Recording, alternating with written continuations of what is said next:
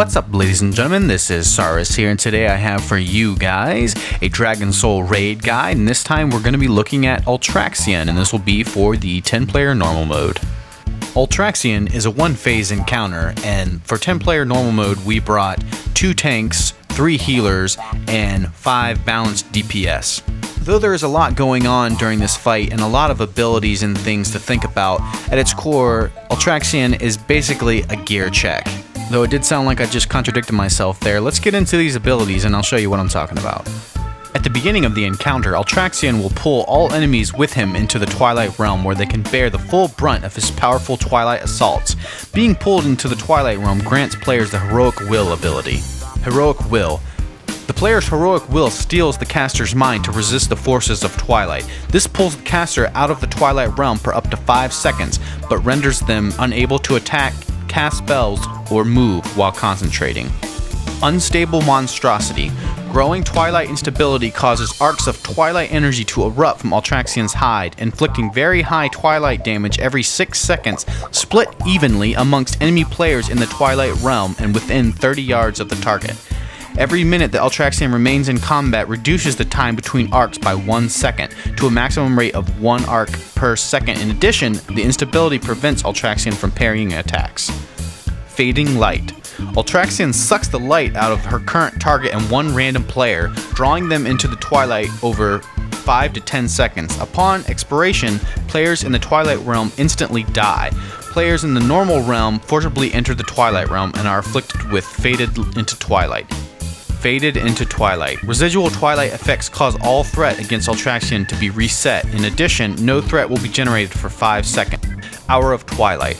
The Hour of Twilight falls upon Ultraxion's foes. Enemies caught within the Twilight Realm take 300,000 unresistible shadow damage. Players within the normal realm forcibly enter the Twilight Realm. If Hour of Twilight does not hit a player, the aspects take the full brunt of the attack.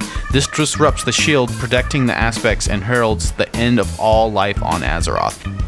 Twilight Burst. If every player stands outside the range of his powerful claws, Ultraxion expels a powerful burst of Twilight energy. This burst inflicts high, unresistible Twilight damage on all players and increases their magical damage taken by 50% for 6 seconds, and this effect stacks. Twilight Eruption. After 6 minutes have passed, Ultraxion's instability reaches uncontainable levels and erupts outwards as a massive explosion that destroys all nearby foes and Ultraxion himself. If the shield surrounding the aspects should fall at any point during the encounter, Ultraxion will immediately trigger Twilight Eruption. Protection of the Aspects.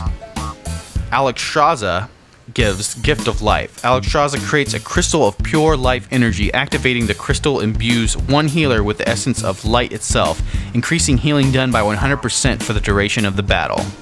Ysera gives Essence of Dreams. Ysera creates a crystal of dream energy. Activating the crystal imbues one healer with the power of dreams, which causes all healing done to be duplicated and distributed evenly amongst all friendly targets within 50 yards for the remainder of the battle. Kalecgos gives a source of magic buff. Kalecgos creates a crystal of amplified arcane energy.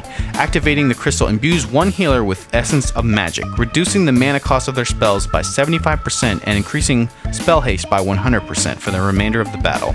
Nozdormu gives Time Loop. Nozdormu captures all players within an infinite loop. Any attack which would otherwise kill the player will instead bring them to 100% of maximum health and remove Time Loop.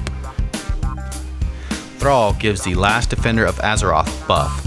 Thrall, now the Earth Warder of Azeroth, blesses all tanks with the immovable strength of the ancient stones of the world, reduces defensive cooldowns by 50% and increases defensive ability durations by 100%. Alright guys, now that we've looked at all the various abilities, buffs, debuffs, things going on during this fight that you have to look out for, now back to the part that actually is pretty easy. The actual strategies to fight is not that hard. There's a lot of things we went over. Coming down right to it, it's quite simple. To start off, we'll talk about positioning, which is very, very simple. Essentially, stand in one big pile near enough to the edge where melee can reach him and pull the boss, and don't move at all. Yeah, except the healers that might need to move slightly back behind to grab the crystals as they spawn. Other than that, everyone's just going to stand just as tight as they can get for as much AoE healing as possible. Alright, let's look at the different roles here that we have. First, we're going to be looking at tank, which the tanks are probably the only role that are even going to have a semi-difficult job to do. To start off with, you're going to have to figure out if you want your tanks to switch off for Hour of Twilight, or if you want one tank to just take it every single time. For us personally, what we did, we had our Death Knight tank take Hour of Twilight every time, and he just used Anti-Magic Shell. Based on the buff that you get, that the tanks are getting, they're able to use their abilities more often. So he could take it every single time, and any other little cooldown that you might have you want to throw on him is also good to help him take that damage. As a Holy Paladin, I use Hand of Sacrifice every other Hour of Twilight. But anyway, it's up to you to decide how your raid is going to be handling it. Other than that, the tanks do have to watch out for Fading Light. The other tank is going to need to taunt off at that point, and the tank is going to need to use the Heroic Will ability to pull themselves out of the Twilight Realm, and after the ability expires, then they will pop back into the Twilight Realm. Alright, let's move on to the DPS here. DPS, you guys out there, you pew-pewers, this is what you're going to do. You're going to run onto your raid leader wherever he is. You're going to stand there and you are going to DPS your hearts out the whole time. Now it can be difficult if you don't have the right classes that do massive damage, or you don't have a lot of gear. But yeah, you're going to stand still and you're going to blow the crap out of Ultraxion. Other than that, the only thing you have to watch out for is obviously Hour of Twilight. Everyone does that. You see it coming a mile away. The cast is extremely long. It's easy. Just wait. DPS as long as you can. Wait till there's like 1.5 seconds, 2 seconds left, just to be on the safe side. Click your Heroic Will ability, go into the normal realm, then you're back right out into the Twilight Realm again, and then you can start DPSing. Because remember, you can't DPS, you can't move, you can't do anything while you're in the normal realm. You gotta be in the Twilight Realm, because that's where Ultraxion, I guess, is technically, so that's where you have to DPS. Other than that, the only other thing you have to watch out for is you will be getting a Fading Light debuff as well with the tank. So if you hear the tanks calling out for a switch, if they do that, you'll know definitely that someone's gonna have it. One of the DPS is gonna have it. So just keep an eye on your debuffs, because you will get it, and it will show up on your debuffs. And if you are in the Twilight Realm when it expires, you're dead. So make sure you keep an eye on that. Healers, where my healers at, y'all? Yeah, we really don't do that much here. I mean, we heal our hearts out, but try and keep the raid alive as long as possible. We obviously, just like everyone else, is going to have to look out for Hour of Twilight. It's simple, it's easy, long cast timer. Hit your Heroic Will. You know, throw a cooldown on the tank that's staying if you can afford to. But make sure that you have all your cooldowns ready for the very end, because at the very end things are going to get really, really intense. So other than that, yeah, you know, use your cooldowns on the tank.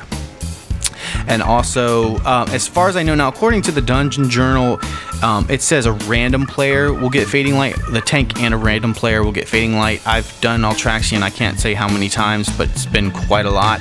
And I've never, ever gotten Fading Light once. And I don't believe I've seen any healer ever get it. So I think the Dungeon Journal just might be wrong on that. So yeah, I don't even look for the debuff anymore, because I've never gotten it out of all the times we've done Ultraxion. So yeah, just get with your lead healer, your raid leader, whoever it may be. Make sure you're getting the right crystal. You know, you got the red that comes out first, which is the 100% extra healing. You've got the green one that comes out second. That one is for the extra AoE heals. And then you've got the blue crystal, which comes out third, and that one is the haste and the less mana cost. Alright, so just a little recap here. We got tanks switching off for Fading Light. We got everyone using their Heroic Will, which is going to be happening for Hour of Twilight and Fading Light. Also, we've got the DPS looking out for Fading Twilight. We've got the healers grabbing the appropriate crystals. We've got the DPS doing their thing, pew-pewing, and I think that will about cover it, guys. Thanks for watching this guide, and go out there and kill some dragons.